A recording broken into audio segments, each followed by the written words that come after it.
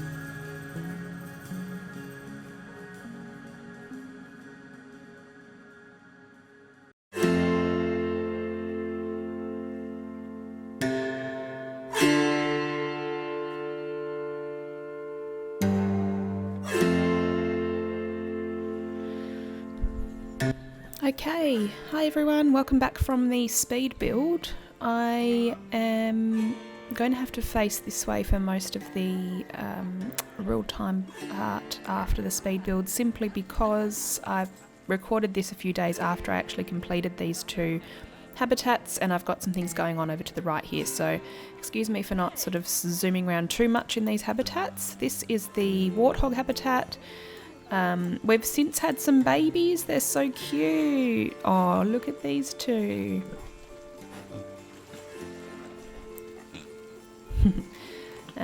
There's quite a few babies now in this habitat. Oh, look at these two fighting. Excuse me, Dad. So we've got some baby warthogs. In this habitat, I sort of put the enrichment item, their mud pit, I sunk that down into the ground a little bit. I've also placed in a few realistic-ish features, I'd say, so some stairs in there for when the keepers want to sort of clean out this canal, and I've made the water quite muddy. I've also put a grate in, and I made this and also the Babaroosa Habitat sort of layered or levelled. Oh, this is looking a bit shoddy. Should we call a mechanic here? Fix up that barrier, please. I've sort of put a standoff here so that people can't get right up close and stick their hands through the wire. And I've made it a levelled habitat, like I was saying, so it's sort of a little bit more interesting to the eye because it is franchise mode. We want to keep things simple in franchise mode. I mean, we can't go too crazy with all the pieces and so on. However, you can make it look mildly nice. So the Warthog Habitat's sort of a bit more African inspired, with a few more sort of grasses and not quite as green, some a bit more browner kind of leaves and things. And gosh, they're all enjoying swimming at the moment, aren't they? And these habitats, since having babies in them, have become extremely popular. So you can see them all gathered here to see the baby warthogs.